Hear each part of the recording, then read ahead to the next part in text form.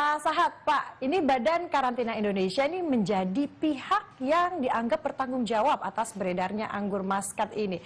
Bisa Anda jelaskan perihal hal ini, Pak?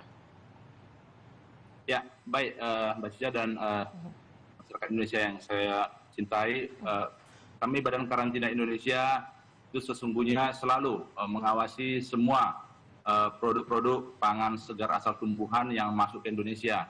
Bukan hanya yang sekarang ini anggur Muscat, tapi juga semua. Itu ada apel juga, ada jeruk juga, dan semuanya.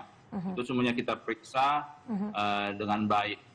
Nah, proses yang sebenarnya kita lakukan adalah saat ini kita sudah punya perjanjian dengan negara-negara mitra bahwa semua komoditi yang akan dikirim ke Indonesia itu harus diperiksa di negara asal dan dibuktikan bahwa komoditi itu sehat, bebas dari pencemar, termasuk pencemar pestisida yang hari ini agak marak sedikit di Indonesia. Nah, kami pastikan bahwa semua yang masuk ke Indonesia itu sudah kita periksa. Jadi selain dari negara asal juga diperiksa, di Indonesia juga ketika sampai di Indonesia kita periksa juga. Dan hasilnya bahwa semua produk-produk yang masuk ke Indonesia itu memang bebas dari cemaran-cemaran, baik itu cemaran biologis, bakteri, virus, dan sebagainya, dan juga cemaran-cemaran logam-logam berat, termasuk juga cemaran-cemaran pestisida yang selama ini marak di Indonesia. Demikian, Mbak Cica. Ya, Pak Sahat, tadi kan Anda bilang bahwa semua buah-buah impor sudah diperiksa, baik itu dari negara asal maupun ketika sampai di Indonesia juga diperiksa. Sebetulnya Pak Sahat, kriteria apa sih yang digunakan oleh Badan Karantina untuk menilai keamanan dan kualitas buah impor, salah satunya anggur? Ya, baik. Sebenarnya ada kriteria. Jadi kalau untuk pestisida juga punya kriteria, untuk logam-logam berat juga punya kriteria, baik itu kriteria yang ada di Indonesia ataupun juga yang berlaku secara internasional. Nah, ini karena ini perdagangan internasional, kita punya kriteria yang semuanya sama. Jadi bukan hanya untuk komoditi anggur dari Cina saja, tapi juga untuk semua anggur-anggur yang ada dari negara-negara lain. Karena kita ketahui juga anggur yang masuk ke Indonesia bukan hanya dari China, ada juga yang dari Amerika, ada juga dari Australia, dari Chile, dan dari berbagai negara. Nah, semuanya itu sesuai dengan standar-standar internasional yang disepakati dan juga standar-standar yang berlaku di Indonesia.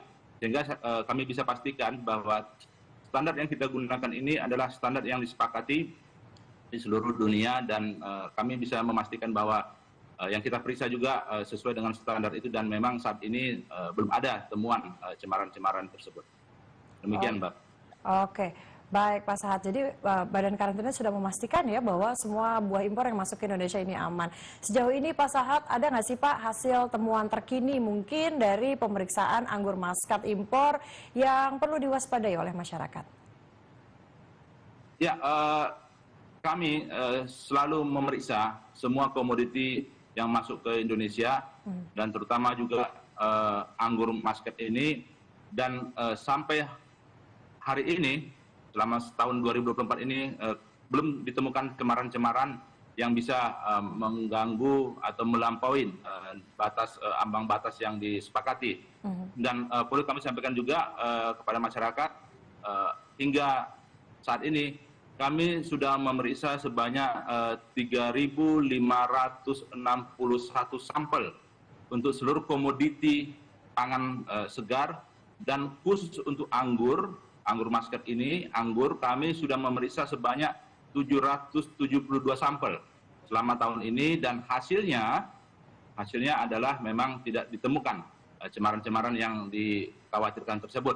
Jadi sekali lagi kami Badan Karantina terus memantau perkembangan di lapangan, namun juga kami ingatkan juga kepada masyarakat supaya kita juga jangan hanya melihat komoditi-komoditi impor. Sebenarnya banyak juga buah-buah lokal kita yang kandungan vitaminnya dan mineralnya cukup tinggi. Jadi supaya kita juga melihat ada peluang, ada komoditi lokal kita yang terkadang kita tidak melihat itu. Nah, ini juga saya himbau juga kepada masyarakat juga, mari juga kita lihat komoditi-komoditi atau buah-buah lokal kita yang kandungan vitamin dan mineralnya juga sangat-sangat baik, dan mungkin bisa melebihi produk-produk impor yang banyak masuk ke Indonesia ini. Baik, Pak Sahat, tadi Anda sebutkan bahwa sampai hingga saat ini tidak ditemukan adanya masalah nih ya pada anggur muscat. Misalnya Pak, misalnya nanti jika ditemukan masalah pada anggur muscat impor atau mungkin buah impor lain, sebetulnya prosedurnya seperti apa sih Pak? Tindakan apa yang diambil oleh Badan Karantina? Ya, baik. Untuk setiap komoditi yang kemungkinan ditemukan cemaran, itu ada dua hal yang dilakukan. Yang pertama, terkait dengan komoditinya, buah tersebut atau barang tersebut, itu kita lakukan penolakan atau pemusnahan terhadap komoditinya. Nah, kemudian terhadap negara mitra kita yang mengirim barang itu, kita lakukan notifikasi, pemberitahuan bahwa barangnya itu tidak sesuai dengan kesepakatan. Nah, untuk itu kita minta negara di sana itu melakukan investigasi. Kenapa sampai terjadi cemaran-cemaran tersebut, dan kita minta negara di sana juga melakukan perbaikan-perbaikan. Dan kami berencana juga akan melakukan monitoring ke negara tersebut untuk memastikan ada perbaikan-perbaikan oleh negara-negara mitra kita tersebut. Sehingga semuanya ini akan berjalan dengan baik, dan kita harapkan semua komoditi yang masuk ke Indonesia itu juga benar-benar berasal dari mungkin dari perkebunan atau peternakan atau mungkin dari apapun dari negara asal itu memang sudah sehat dan memenuhi standar atau syarat-syarat yang dibutuhkan. Gitu, Mbak. Iya, Pak Sahat, tapi kalau di Thailand ini kan sudah ditemukan nih Pak, kalau ada anggur muscat ini yang mengandung pestisida berbahaya. Kalau di Indonesia sejauh ini belum ditemukan. Apakah ini anggur yang berbeda atau memang anggur impor, anggur muscat impor yang di Indonesia ini tidak datang dari Thailand atau seperti apa Pak? Mengapa di Thailand ditemukan tapi di Indonesia tidak? Ya, begini, kita harus percaya bahwa hasil laboratorium dari negara asal, dalam hal ini China, itu dilakukan oleh laboratorium yang terakreditasi di sana, dan juga kita akuin, Indonesia mengakuin, dan demikian juga ketika barang itu sampai ke Indonesia, kita juga melakukan pemeriksaan di Indonesia oleh laboratorium Badan Karantina Indonesia yang juga sudah terakreditasi. Artinya, alat untuk memeriksa itu sama-sama terakreditasi, sehingga hasilnya kita yakini itu sudah sangat-sangat sahih. Sehingga yang kita periksa selama ini, khusus untuk anggur sebanyak 772 sampel, dan hasilnya memang tidak ditemukan. Saya pikir itulah menunjukkan bahwa kualitas atau barang yang dikirim ke Indonesia itu memang benar-benar memenuhi syarat. Dan saya yakin juga pihak Cina juga tidak mungkin sembarangan mengirim barang yang berbahaya, karena kalau itu kita temukan, tentu ini akan juga menjadi nilai negatif bagi negara Cina atau negara mitra lainnya.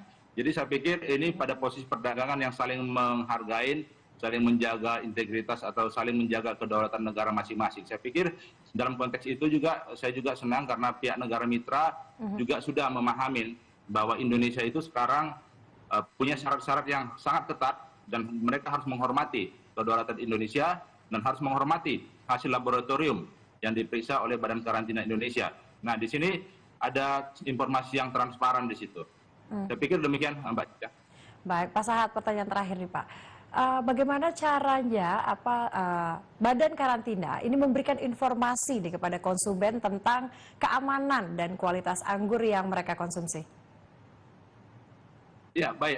Memang akhir-akhir ini kami Badan Karantina Indonesia intens melakukan komunikasi dengan berbagai media, termasuk acara kita hari ini, untuk menyampaikan bahwa produk-produk yang masuk ke Indonesia itu pasti sudah bebas dari segala cemaran-cemaran yang kita takutkan. Baik itu media televisi hari ini, media-media online juga kita sampaikan. Kita sampaikan dengan baik. Tapi juga saya juga ingin mengingatkan kepada masyarakat bahwa jangan takut untuk bertanya lebih lanjut kepada seluruh institusi, termasuk yang ada di Badan Karantina Indonesia. Badan Karantina Indonesia itu ada di seluruh provinsi, di seluruh Indonesia. Jadi silakan bertanya masyarakat apa yang terjadi dan bagaimana perkembangannya. Saya pikir supaya informasi itu jadi satu arah saja, supaya jangan ada informasi yang simpang siur. Sekali lagi, mohon masyarakat jangan khawatir, selama ini Badan Karantina Indonesia terus bekerja, dan untuk kasus ini kami tetap akan memperketat penjagaan pengawasan di border, tentunya di pelabuhan sesuai dengan kewenangan yang ada di Badan Karantina Indonesia. Demikian, Mbak Cici. Ya, baik. Terima kasih Pak Sahat atas waktunya untuk dialog kita di Laporan 8 pagi kali ini. Selamat pagi, terima kasih Pak Sahat, selamat beraktivitas. Oke, terima kasih.